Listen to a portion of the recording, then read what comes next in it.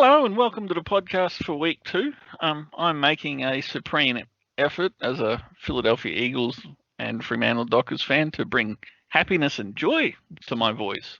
And I think I'll manage that after what happened in week 2 for probably about another 10 seconds, because it was one of the more depressing weeks of football, regardless of whether your team won or lost. It was a pretty ordinary week, I thought.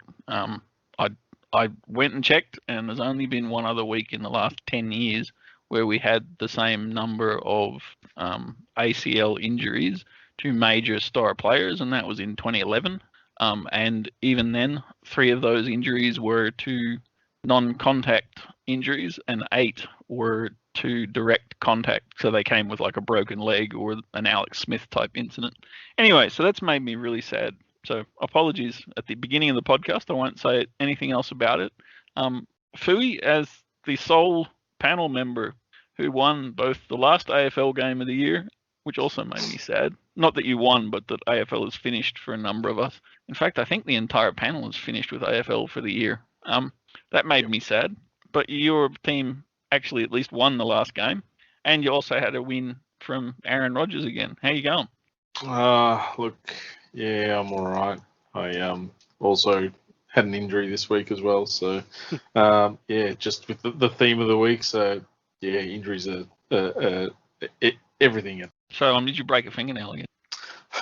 It is actually NFL related. I hurt my back by sitting up in my bed too long watching the games. That's almost up there with Brash's workers' comp claim for the sleep deprivation he's endured all week. I also have that. How you going, Brash? I'm going well, thank you. Looking forward to another episode of the podcast with my turkeys. So, yeah, how are you? We've been over that already. Yeah, actually, I'm not going to ask again. Last week, I was just thinking, could you go any better than last week as far as... Oh, I'll tell you what. Come halftime this week, I could. This is the end of week 3 halftime in the Eagles game. I could be a very happy person. I seriously thought I had to build a bigger cellar last week full of wine that was going on the episode. But anyway. And Blackie, yeah, how you going? Oh, I think we've probably all had better weeks. I think any week where your AFL team and your NFL team finish up for the season is probably a dark one. And I guess at least you and Brash hadn't predicted the end of your season, whereas at least I kind of saw it coming anyway. I think we both, between us, we're picking about 24 wins combined. I think we'll be lucky to combine for 4. Yeah. I've actually got a mate who's a Dolphins fan and a Demons fan. And he's just in a never-ending cycle of depression. Oh, that's crazy that you've got a mate. Well, it is a Demons fan. Oh, yeah. Fairweather fan? No, definitely not. I suppose you had to find something to do, considering the ski slopes are closed this winter. I'll go and befriend Fui. What are you doing this long weekend in June? Anyway. So, with the depressing nature of injuries already covered by my one-man spiel, we might try to leave that alone. No. For like all of 10 There's still seconds. one to go in Wentz, isn't there? He's only got 2 more quarters to go. 2 more quarters. The countdown's on. Yep. I actually think that might be overs. Finally, somebody realised my ability. Yes. Nostradamus of injuries. No, just the shitness of the Eagles.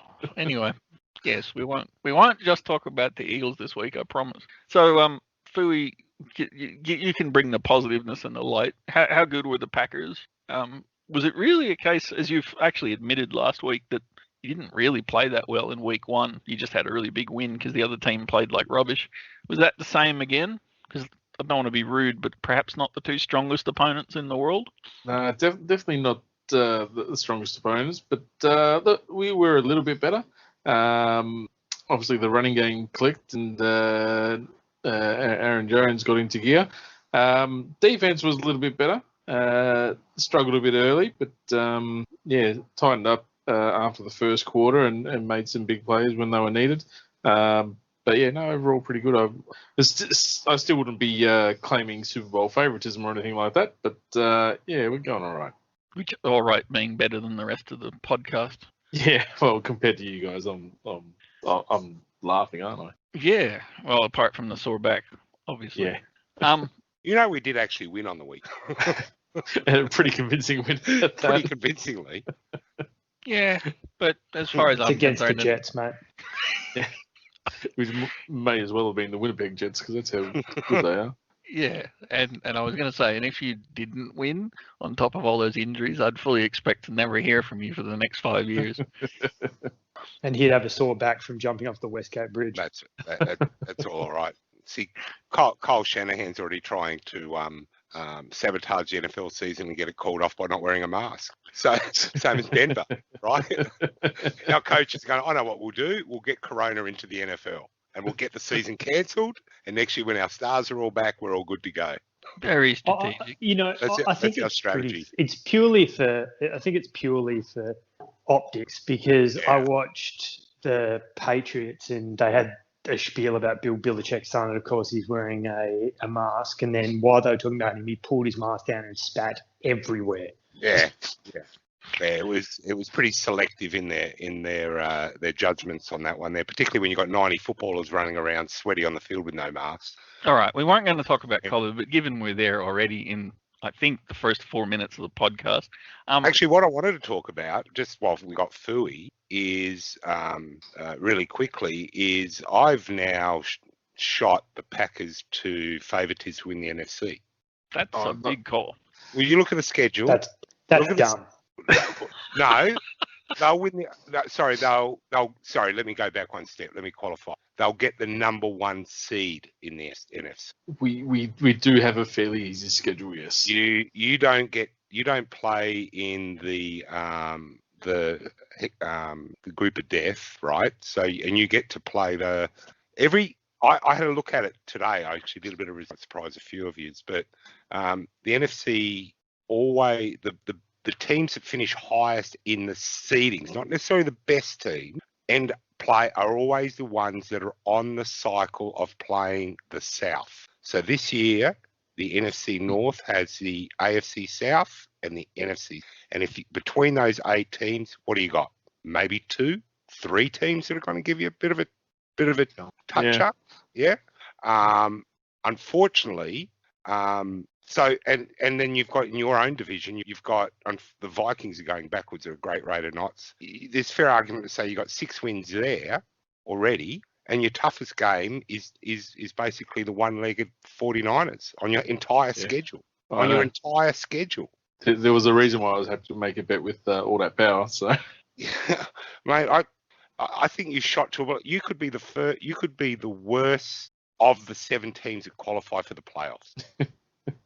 Right, and then I'm saying that seriously, Philly, and I think you probably sense that as well. But I think I know we're not great. I don't think we'll be the worst of the 7, but I know we're not the best. You won't be the best because no one's going to come out of the NFC West undefeated. You're a real chance to go undefeated. I reckon you've got your biggest challenges this weekend. Let's calm down a little bit, shall we? I had a look at their schedule. I had a look at their schedule this weekend, and the 49ers on one leg. Although by then they'll have a few back, and I think it is in San Francisco again, the game. Yes, yeah. Are your only challenge? I think one thing that stood out to me was what the Colts did to the Vikings at the weekend, and for me, it made me realise that potentially Green Bay's defence isn't that. No, I agree. I agree that Green Bay's defence is not that flash. And Green Bay has that smell of a high-performance car that revs to that they can do 200 miles an hour, but would struggle to tow an empty box trailer. Right, right. All speed, no torque. Right, that's the sense I get about Green Bay at the moment.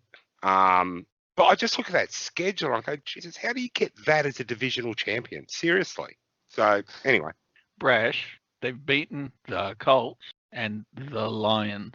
Exactly. And that's what they've got 16 of, bar the Saints and the 49ers. They've got 14 of those matches ups. They were behind to the Lions at quarter time. And they won going away. Ooh, I wouldn't say that far. The only thing that's going away is Aaron Rodgers' youth. No, they won going away on that. Detroit weren't challenging. It's not like the week before with Detroit where a dropped touchdown pass cost them the game. Do you honestly think Chicago, Detroit in the return game, Minnesota's going to beat them? Did you not see the brilliance that is Trubisky? Or the brilliance at his cousins. Is he in his Cousins is in the last year of his contract, isn't he? I think he is. I thought he had a year to go. Yeah, so did I. He still has a year, I believe, but whether there's an option for them to buy him out of that, I don't know. So now we've thoroughly discussed the NFC North. We shall never speak of it again until the Aaron Rodgers shit show comes to an end.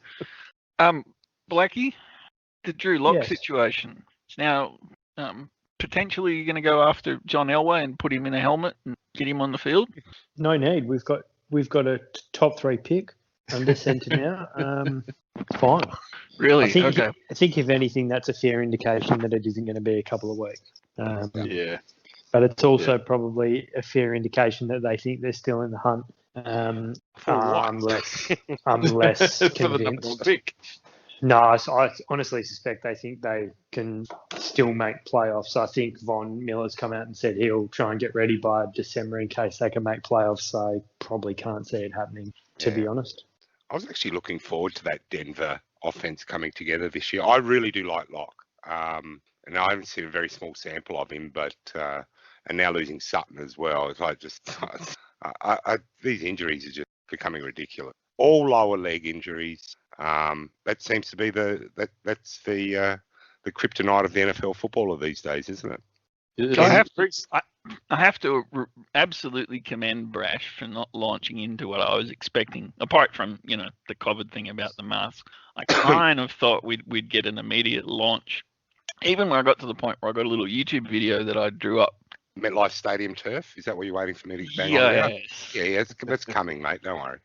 We're only 15 minutes. That's coming. All right. Remember, we're all supposed to be done by 2 a.m. Okay. The injuries at MetLife Stadium will get their own little segment later on, along with another thing that I'm looking for a reaction. I thought it might get mentioned in the muzzings or the musings for next week. Don't say it incorrectly. Yeah. I'll talk to my mate Brucey Orions. Gigi, the English elocution coach. That's elocution, all right. Thank you very much, Brashy. Yeah, I'm currently walking around the room with the St. James Bible on my head. And not just to ward off COVID, but also to learn pronunciation. And posture. Yes. Blackie, Chiefs Chargers. What do you think? Oh, I think it's a hard one. I think. Thank you. That was really good. Herbert.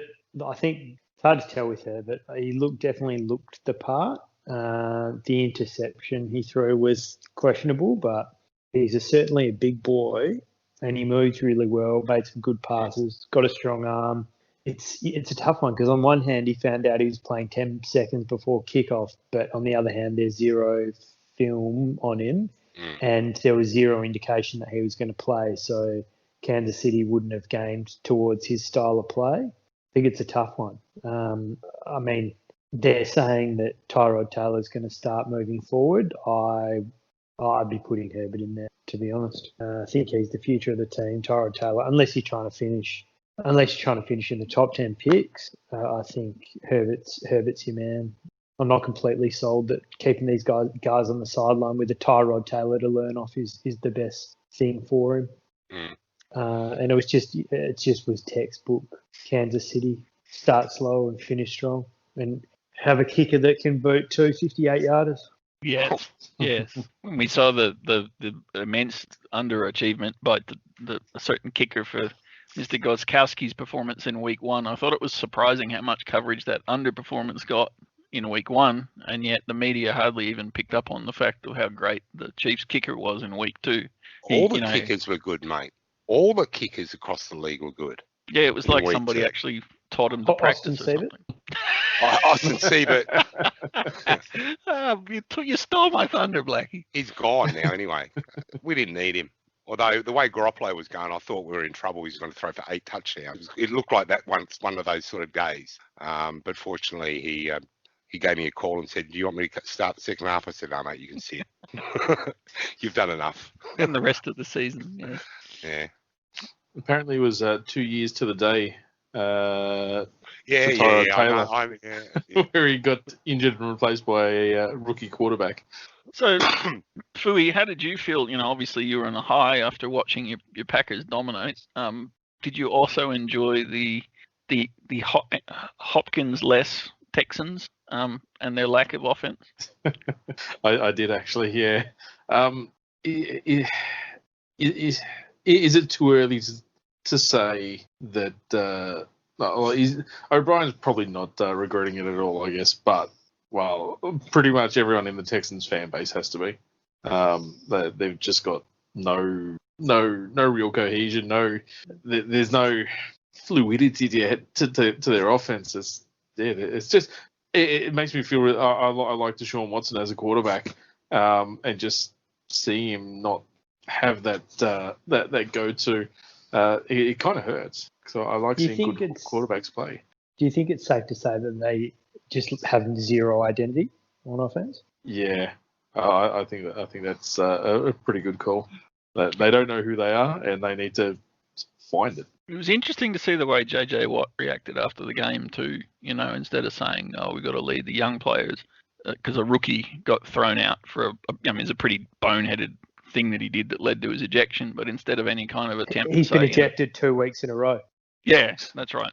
And so JJ Watt just absolutely rips him on national television, and then goes after him again in a media post-match media conference on live feed. So certainly I think the frustration levels are showing with players like Watt, and Deshaun looked really, really worked up at times on the sidelines, given how badly they were playing. You wonder, Brash, if you guys were to pull off a 49ers-esque trade and put Watson behind that line with the weapons that you've got, he'd potentially go close to an unbeaten season for you lot, wouldn't he? Same thing if he was playing in Denver with all of Denver's receivers, or God forbid, even in Green Bay with their lack of receivers. He's a really good quarterback, but they just don't seem to have like he said, no idea, no conscious identity or theory. We have to. I 100% agree with Blackie. I have struggled. We've talked about this before. I struggle to understand what Bill O'Brien's plan is. Right? Mm. He makes selective, splashy plays, but there's no continuity in what I think he's trying to. There's no master plan here, right? You can see whether we agree with it or not. We understood what the Packers were trying to do. They want to set the the successor to Rodgers, and they're going to do it the same way Rodgers came and sit in the bench. All right, fine. Agree with it or not, it's a plan.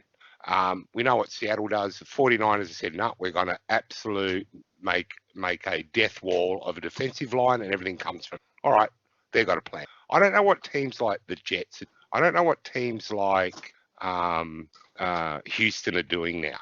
Right? What is their plan to get better? You play JJ Watt inside all game against Kansas, and you play too deep. And you let a rookie running back run all over you because you play 2 deep safeties because you're too scared of Mahomes, right? Mahomes is going to beat you regardless. So at least make him one-dimensional, or make the Kansas City Chiefs one-dimensional and beat them, the one place that I still think they have an Achilles heel, which is what Andy Reid may end up calling and outsmarting himself on the sideline, right? You've experienced that personally. But with Houston, I have no idea what they're trying to accomplish as a team.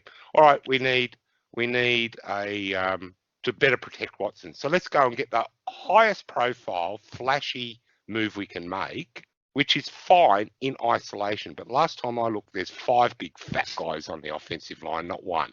Yeah. Right? You get rid of your best receiver, the league's best receiver, arguably, and hope that an injury-riddled guy that shows up once every 5 weeks is going to fill the void. Really? Yeah. That's what. And they are in a division where anything less, as a fan in that division, you should expect to win that division. Conversely, Blackie, I think it was really obvious how clear the Ravens' game plan is. Just very well structured, both defensively and offensively. They've got really clear strategies, not just players that can do it, but actually really well drilled. The second-tier players and the third-tier players buy in just as much, and they clearly get it. would you agree that even if Lamar Jackson goes down, the Ravens still have a strategy that they'll stick to, that they'll keep adopting? Yeah. I think that's evident based on who their backup quarterback is. Was Lamar Jackson before Lamar Jackson? He's obviously had injuries. He's not the player he once was, but I think it's clear that they do have an identity. And, I think they're one of those teams where you know what they're going to do, but you can't stop them. And I think another team that was like that over the weekend was the Raiders. You just knew they were going to Waller every time, and literally the Saints couldn't stop them. Yeah, and conversely, I think the Saints' offense fell into pieces. The end for Aaron Rodgers was widely predicted. I think the end for Drew Brees is actually what we're going to see in the first half of the season, and it's going to come fast. Unless I'm missing something, unless there's some background tension or something. But that's a good game of contrast that Blackie mentions there, is that you knew exactly what the Raiders' identity was on offense. It's a bit of deep ball stuff. See, I guess that's why I don't understand why they spent a lot of money to get a decoy wide receiver just to run post routes all day in rucks, right? Because he's not part of that offense. When Carr's too scared to throw the ball deep, right? But what I saw with New Orleans is you take out their dink and dunk guy, and all I saw, I even made a comment of it during the thread, it looked to me like all the rest of the New Orleans Saints wide receivers were the same. 5'10", 5'11", 180 pounds, good route runners, but none of them take the top off it. None of them fight for the ball per se. And the only wrinkle they've got is to put that overrated Hill in. Yeah. So yeah, they were very one-dimensional. The only good thing about them is I wish Kamara and Hill would have cooled his jets a little bit at the end there, because we'd already beaten you in BFFL. We didn't need all those extra touchdowns he scored at the end. Just running up the score. That's all right. I'll keep it was running up the score. That'll come back at us. So, Fui, no doubt you were slathering and absolutely frothing at the mouth for the opportunity to watch your boy Joe Burrow on the Thursday night football game. And unfortunately for you, American Crows Browns really delivered, I thought. Baker Mayfield didn't look like he'd regressed 57,000 years. And while Burrows was good, it was also pretty obvious that, at least to be frank, the Bengals are not the perfect team yet. Yes? No, yeah, I think that's pretty obvious. Though he did at least set the record for most completions by a rookie quarterback. So that's one record that's his already in 2 games. So GG was right, is what you're saying, yeah? Or it wasn't that sort of a record? I've blurred GG's thoughts out of my head. He was going to score he was going to score about 8 touchdowns, if I remember from GG. Yeah. No, it is good to see the Browns back on the winners list. They are no longer the factory of sadness, I don't think. So 1 week, according to American for 1 week anyway. Yeah. But yeah, no. Like I said, Burrow's coming along nicely, and that entire team, both those teams are just a work in progress, and let's be honest, probably will be for the next 10 years.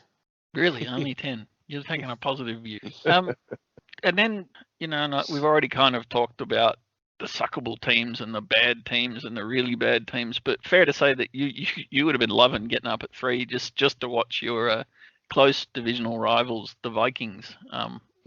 And how do you think our dear friends that follow the Vikings on the board are going to be feeling after watching that game? Well, I said last week that they shouldn't be too worried because the defense was always going to struggle early. Maybe be a little bit worried now because we're remembering how much Kirk Cousins sucks. They're in a bit of deep shit, really. Blackie, anything else? Is it you were probably the first one to pick? I think that they're going to be bad. Is this beyond your assessment? Oh, without a doubt, Kirk Cousins looked just appalling. I think I probably had them middle of the road, but they look like they'll be picking in the very pointy end of the draft at this stage. I don't see many shining lights to them. I think some of the choices they've made in the draft over the last couple of years have been questionable. I don't really understand picking up Justin Jefferson. I know I know they lost Diggs, but, Well, they decided to trade Diggs. They didn't lose him. I think he banged the table pretty hard. But if you have something good, you do what you need to do to keep it, yeah? I think, but I think... Like drafting a quarterback in the first round, yeah? But I think other than that, what they could have done to keep him would have been to change the offensive philosophy to be more pass first than run heavy. They clearly aren't going to do that, especially now with Cousins' struggles. I think they would have been better off picking up a player in the first round that probably helps that strategy. I think Jefferson's probably going to be probably at least a year or two away, or maybe they are tanking. I don't know. I think they've got quite a few answers, quite a few questions to answer in the off season. Conversely, I thought, and Brash, you might have a view on this. I thought that the Colts would really struggle having lost Marlon Mack and with such youth on their running back. Nyheim Hines has never been a particularly high performer, and then you got Jonathan Taylor and didn't miss a beat, admittedly, against the Vikings defense, which without Danielle Hunter is not exactly the strongest defense in the NFL anymore. But my God, the running game that the Colts put out there was actually surprisingly effective and young. They could build an offense around that running approach if they can get the blocking going against better defenses. Yeah, or am I just being too easy on the Colts? Well, the Colts laid an egg week 1 and they beat a very underwhelming mini team. So I don't know yet what to expect of the Colts. They're very fortunate they're playing in the division they do. They can afford to drop a few games here and there, and it won't matter too much in the long run, probably.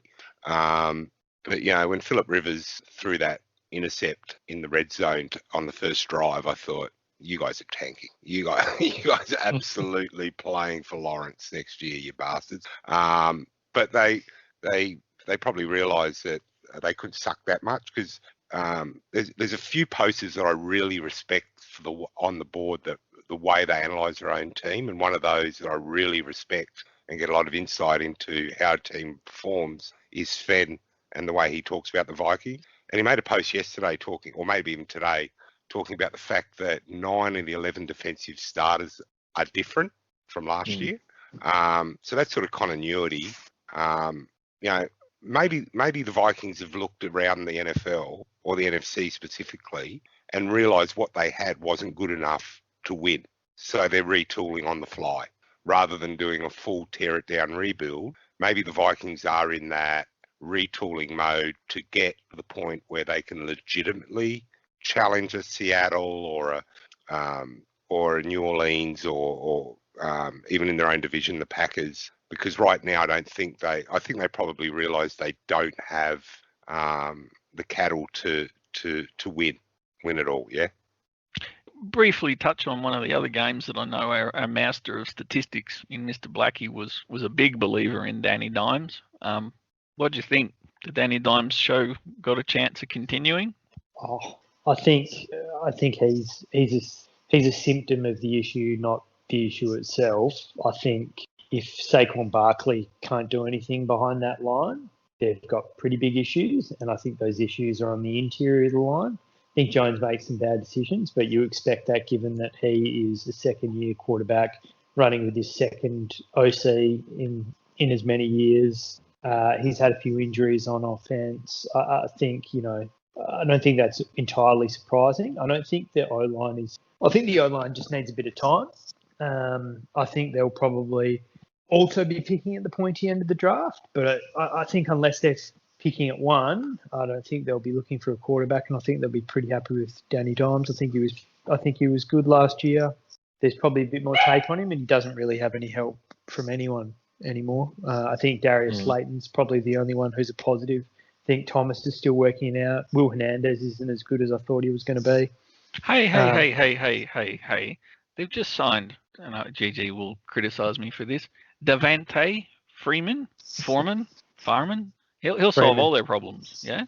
Well, I'd highly doubt that, because if Saquon Barkley can't generate yards behind that line, Freeman's going to have a concussion before halftime. Very good. Very good. But, and then you've got Ingram, who's pretty one-dimensional. But, I think they probably are one of the teams that you can at least see what they're trying to do. Brash, one of the more enjoyable, from your point of view, I'm sure, games that suddenly went unenjoyable at the very end was the Seahawks looked like being beaten by the Patriots. What's your view of the whole Cam Newton sneak thing? Did Billy Boy Belichick screw it up by a bad play call? Oh, yeah, because my opinion will matter over Bill Belichick's. But if anyone's had the misfortune of following anything that I've written or said before on Big Footy, I don't understand on a goal line stand why you turn a 50-yard goal line into an 8-yard wide box. I don't know why you don't spread them out. Cam Newton's 6'6", 250 pounds. Isn't it easier for a guy that big to run between tackles that have to be spaced because you've got 3 wide receivers and a tight end and a running back on them, rather than having 11 fat guys all standing shoulder to shoulder, and it becomes purely a strength exercise, which is a 50-50 with these guys, right? And then to top it off, taking it out of the pistol. So not only do I only need a yard, but I'll spot you another 3. It doesn't make sense to me. Spread them out. Ladies and gentlemen of the audience, that answer was yes. Bill Belichick stuffed up with the play call, or alternatively, Josh McDaniel or whoever was the actual person that made the play call. But it's across the league. I get it when you got 4 down, right? Yeah, line up at least once. Yeah. When you got 1 go at it, you only need one thing to go wrong. And what happened was 1 block went wrong, or one defender does an exceptional job beating his man in his assignment, and you blow up the play. It's all over. So I don't understand it. You take out the run, you take out play action, probably the only thing that does work is if he just sort of ran to the corner to the pylon. That's the only option he's left himself as far as deception. You take all deception out, you make it a pure strength on strength contest, and more often than not, it's stacked in the defence's favour on those because they know what you're going to do. Philly, as the quarterback whisperer, you would have particularly enjoyed the football team against the Cardinals. 2 of the younger up-and-coming quarterbacks in Dwayne Haskins and, of course, Kyler Murray. Kyler Murray's the real deal, yeah? Or is it just a case of young Washington team getting a bit of a reality check?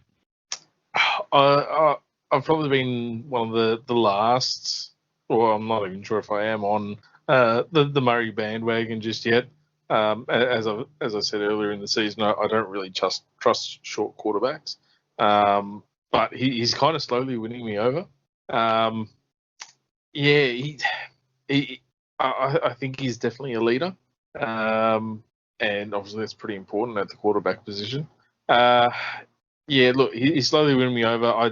I think he's a winner, and he's a kind of player that can drag a team along, I guess, and he'll win those games against the poorer teams. Look, they're not a great team, Washington. We know this. They're not horrible, but they're no world beaters either. But I guess you can only beat who's put in front of you, and that's what he did. Blackie, is it true to say that Kyler's dragging the Cardinals along, or was there some other bloke with the same sort of first name as that new running back in New York? Can't quite remember his surname, though. I think he might be a wide receiver. Does he have something to do with the Cardinals' better results? I think Hopkins has been exceptional for them. I think it's probably they're the definition of a team. You can tell exactly what they're doing.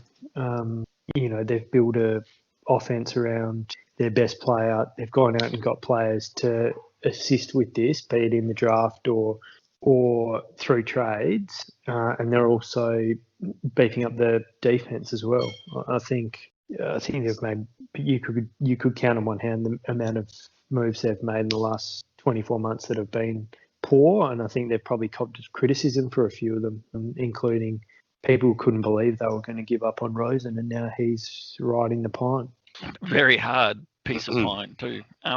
So, Brash, you agree with the analysis of the Cardinals there, given that they're, I think, putting a little bit of pressure in your division? Yeah. Well, I don't think there'd be too many teams that wouldn't be better if they got the best wide receiver in the competition for a second round, in his prime for a second round pick, right? So let's put it in perspective. Having said that, the Cardinals don't play. They play glitzy, fly by the seat of your pants football. And I've been following the Cardinals as a divisional rival since forever.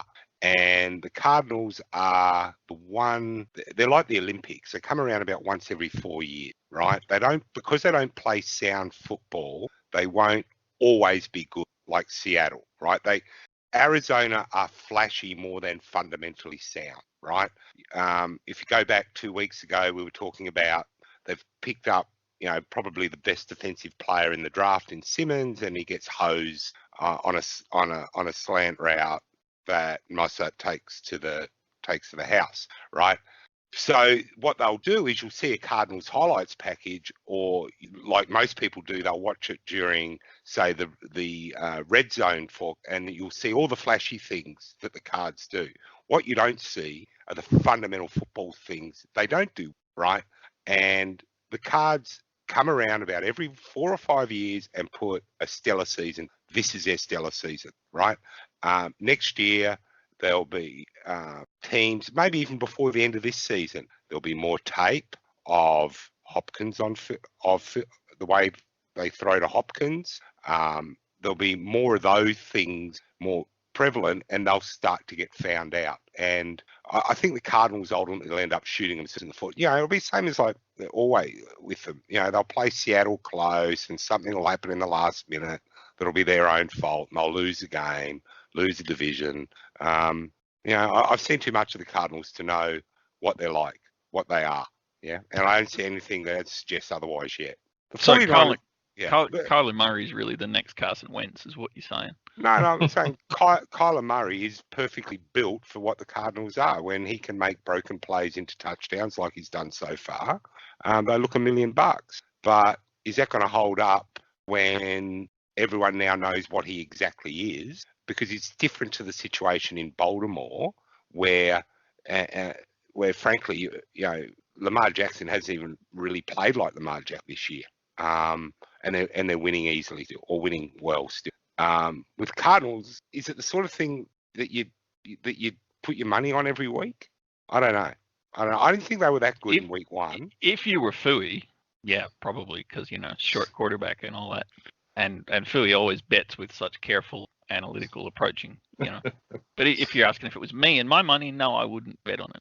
But then I also would not have bet on Fui, and please tell me, Fui, you took this bet, because this is the sort of bet that I can see you making. Forget about betting with a Melbourne Demons fan. I can see you taking Tabcourt's odds on us having the first game in 440 games. And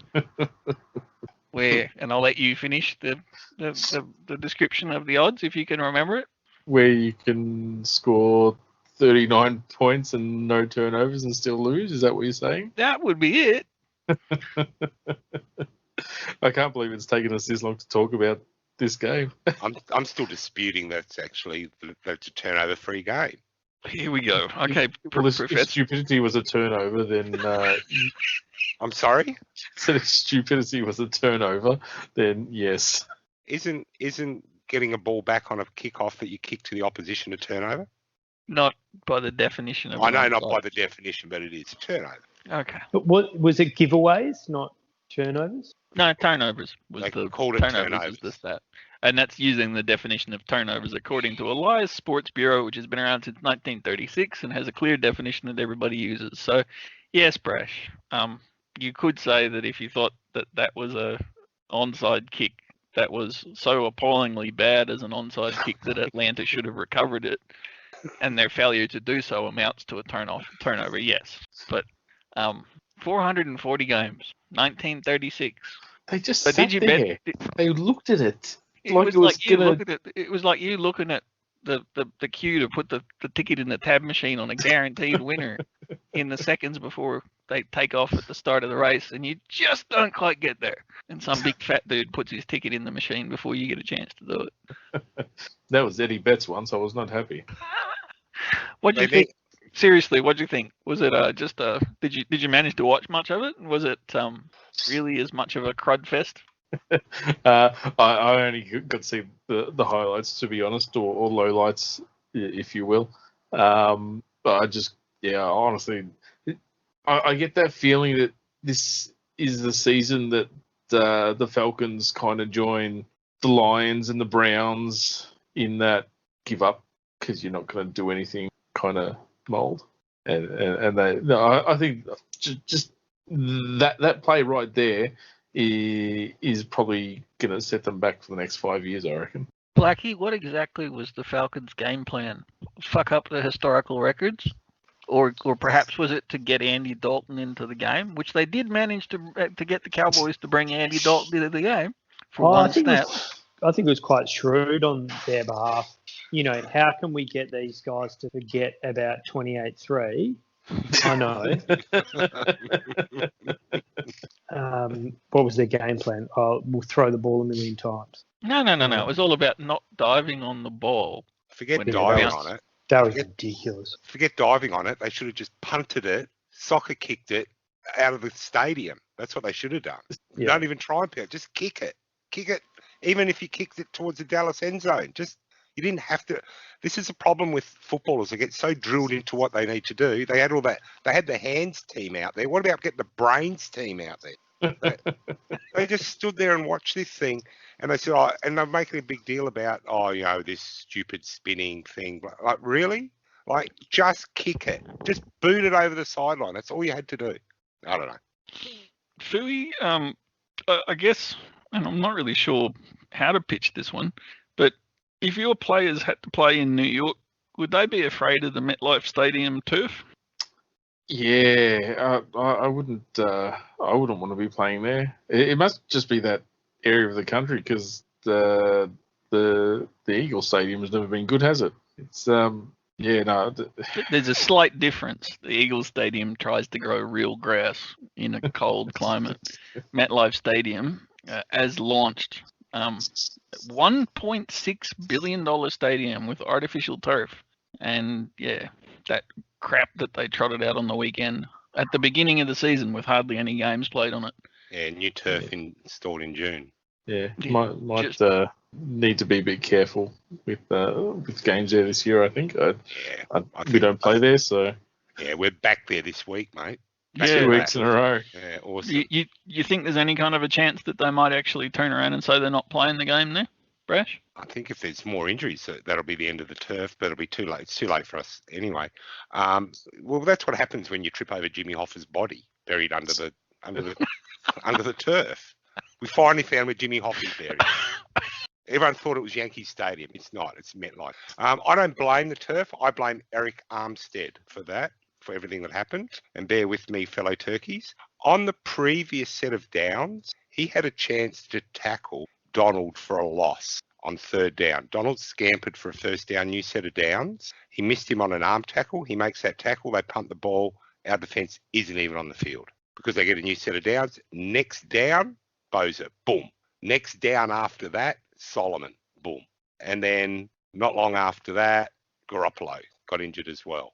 And all of them were similar injuries where their cleats got stuck in the ground, right? Different parts of the leg, like Garoppolo was an ankle, but Mozart, Bosa, Solomon were all knees. I think there was a couple from, at least two, I think, from the Giants that hobbled off as well, with lower leg injuries, all from getting their feet stuck in the turf. So they have to do something. But surprisingly, there were no reports of any incidents at all the previous week against the Steelers when the Giants played the Steelers there.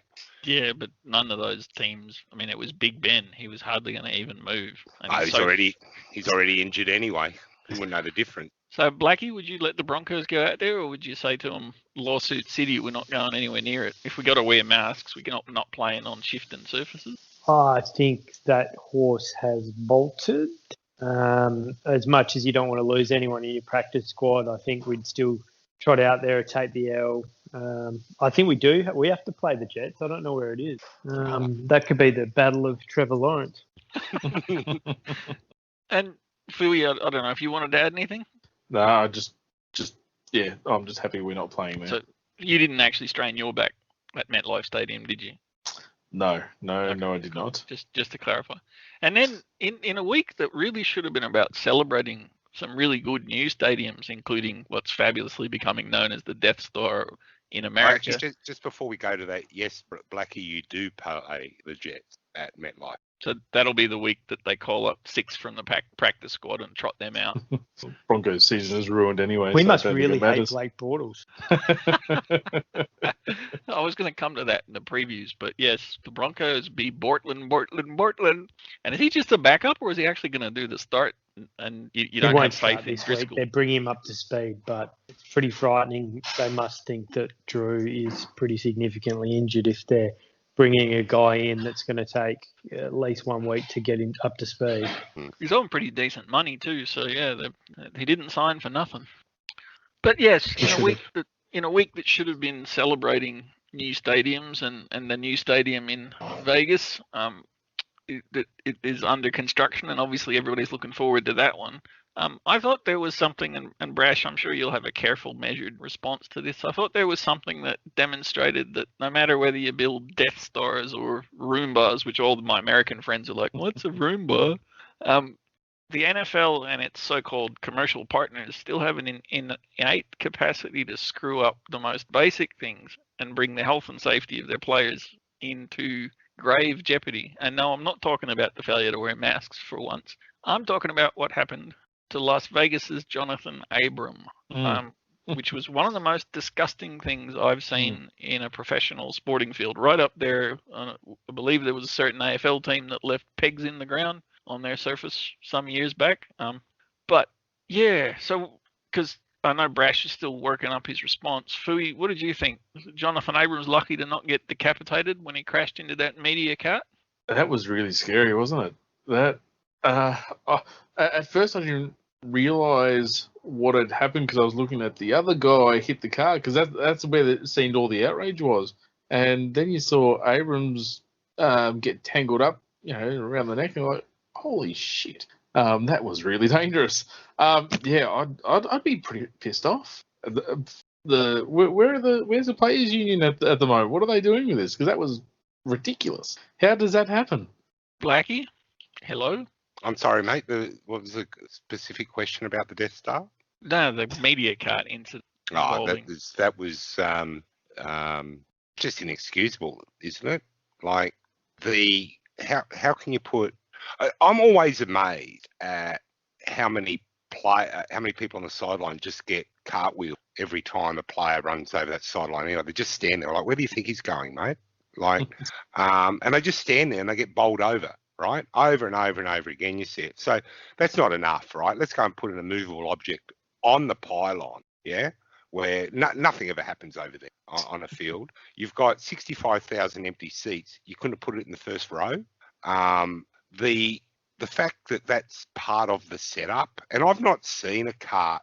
I can't recall a cart in that position that close to the corner, but I guess it's the trade-off of getting fans closer to the stadium is that there's less ground between the playing field and itself and and where the stands start.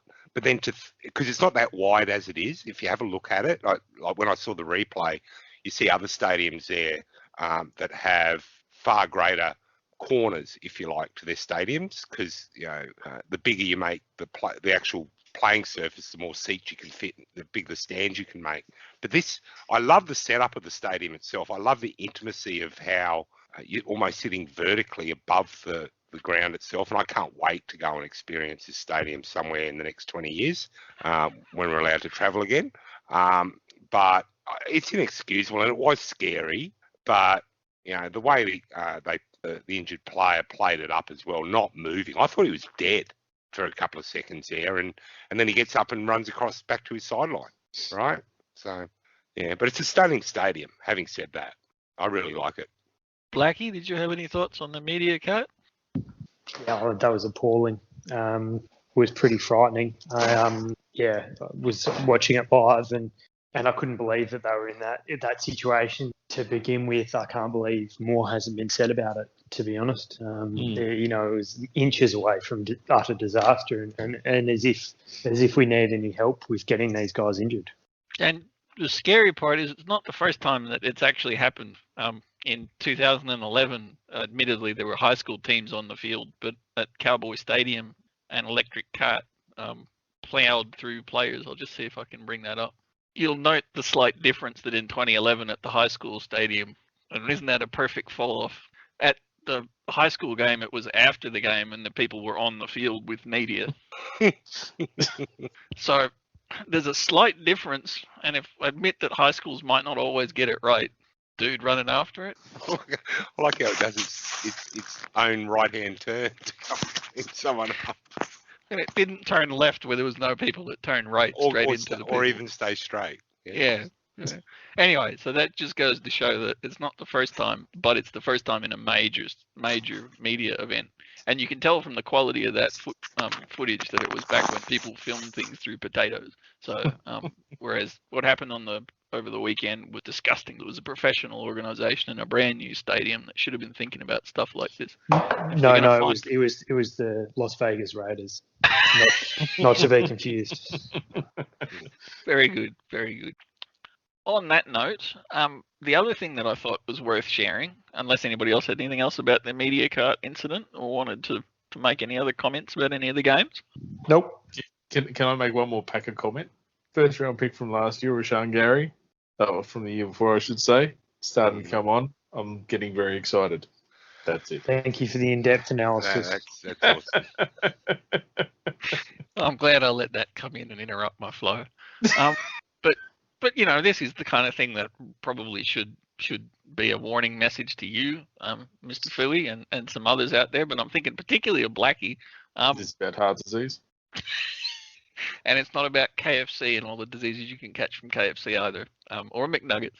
No, this is a bit of a different public service announcement because, you know, I know how much in demand you guys see requests for when you go play golf or do other sporting activities. You clearly get requests because you're both, you know, so excellent at it along with Brasher. You get requests to give your gloves away. Little learning for everybody. Public service announcement after the Colts game. Darius Leonard of the Colts gave off his gloves to a fan, and his wedding ring was inside one of the gloves. And let's just say the fan hasn't returned it yet. So learn from that example, okay, gentlemen? Don't be giving away the gloves without taking the wedding ring out of the glove. Or maybe a more important life lesson is don't get married. Yep. Clearly, the wife does not listen to the podcast. What sort of madman doesn't tape up their ring or take it off? Like, you're just asking for your finger to be degloved. Well, Exactly. That gives me the perfect opportunity to throw to Brasher. Was it a deliberate decision? Bit of a conspiracy theory going on? To lose a wedding ring. Trying to tell his wife something. Well, that's the story he's told her on where it's gone anyway. Yeah. And he also has. Interestingly, he didn't have a description of whether it was a male or female fan that he gave the gloves to. I don't remember that 5'8" Barbie on the sideline giving that glove to. It looked like Fooey that you were giving the glove to. How come she's got my wedding ring? Reminds me of a guy I used to work with that lost his corporate Black American Express card in a Russian brothel and was trying to explain that it was a coffee shop. Yeah, at 6 a.m. in the morning. Yeah, I guess so. Yeah. It sounds like Leonard's going to have to get Johnny Cochran to defend him. From the grave. The glove didn't fit, and neither did his ring. You must quit. All right. I've let you guys not bring it up, but yeah, fantasy football. We'll close the episode with a quick review. Firstly, well, it's interesting you say that because it's fair to say that Fooey seems to believe that he's owned you in the old AE end zone competition. In fairness, as a rookie to the competition, I didn't even know that existed. I didn't even know what he was talking about till Blackie tagged me in a post. I didn't even know what you guys were talking about.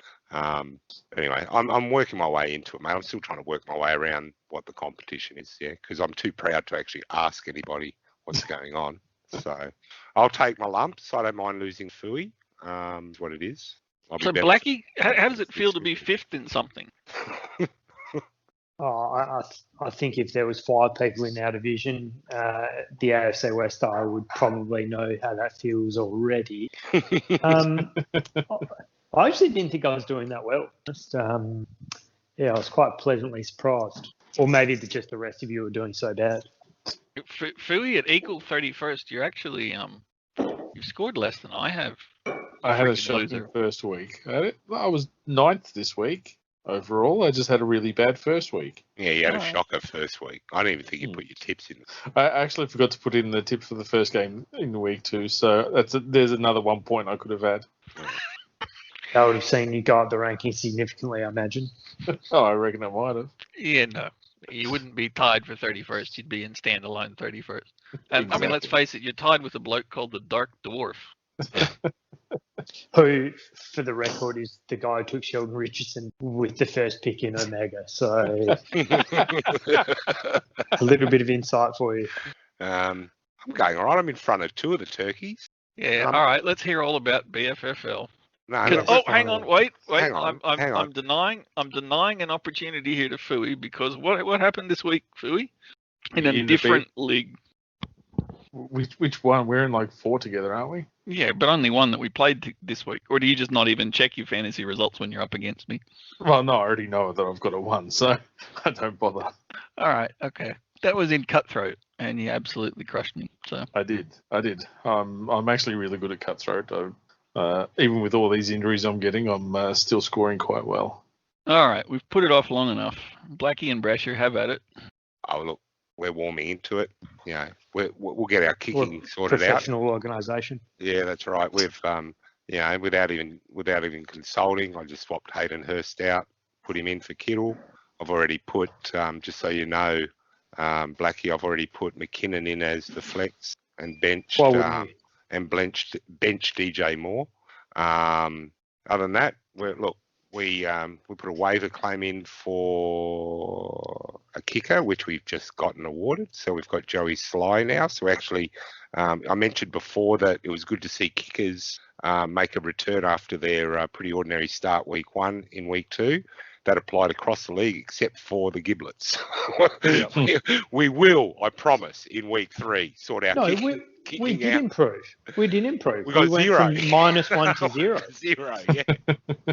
Yeah. Spot the stats, man. Yeah, I I think it's a master stroke that we've got the Giants defence special teams because when you pick the Giants defence special teams at home, you also get their turf, so that'll help. So no, look, you put up a good fight considering Garoppolo was.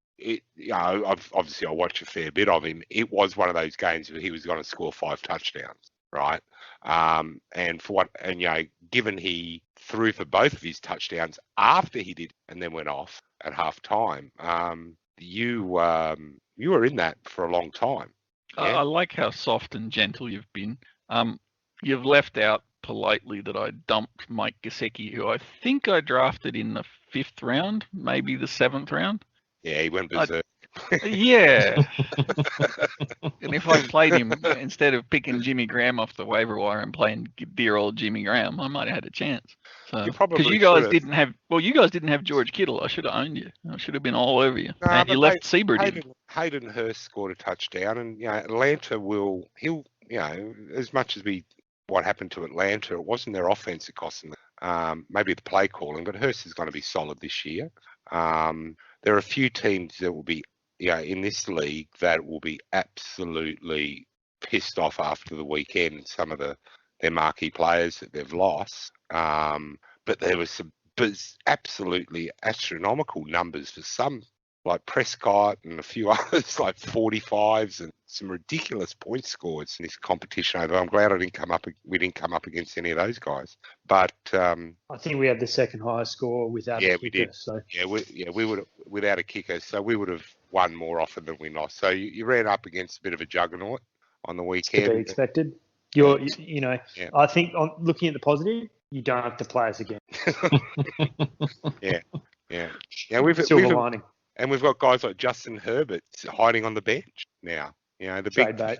Or we keep him for next year. Yeah, trade bait. Well, we got him for like the 15th round or something like that. So there were a couple Just a of Giblets sneaky moves. masterstroke, wasn't it? That's all it was. And, picking up Jared Goff was surprisingly good for me, one that I wasn't totally convinced on. But, look, we've got a solid roster that will be consistent. For me, the big prize was Jerick McKinnon and the fact that we've still got Deebo Samuel sitting there. Hasn't even started his season yet. So, but he's a 49er, so he'll be injured by week 5. So, anyway. He'll get injured when he's on the injury reserve already. Yeah. Good news for you guys. Gesicki was picked up by Kevin's Microdongs, who you play this coming week. Well, he's So perhaps Gesicki will get some revenge for me. I don't know. We'll see. Kevin also has Tom Brady and Joe Mixon. So who knows how you're going to go. I hope Gesicki plays well because I've just picked up the Fitz to be my backup. So, and you also have left Do you say out. just picked up Fitzpatrick to be a backup? I've got no other choice. It's either him or bloody Driscoll. We'll trade you Goff.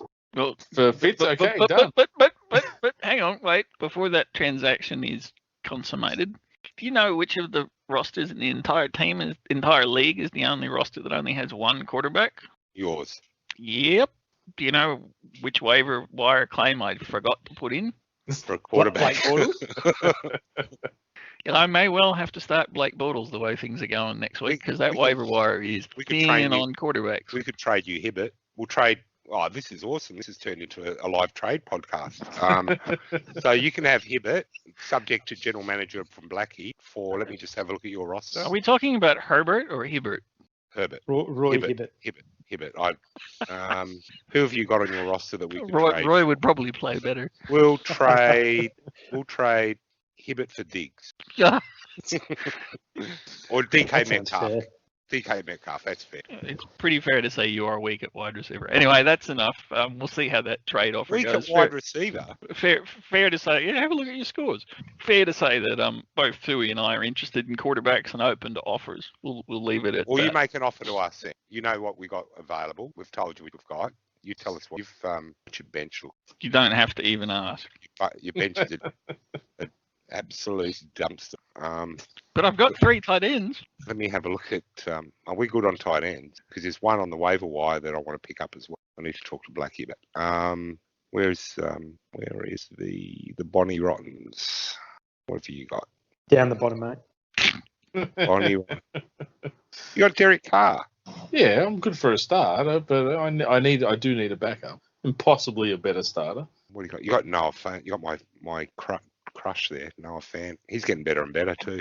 I'm open. If we target him more. Well, you're not going to have any receivers left, so. Well, I could ask Travis Kelce, but I'm pretty sure we'll swap your Kelce for Kittle. Oh yeah.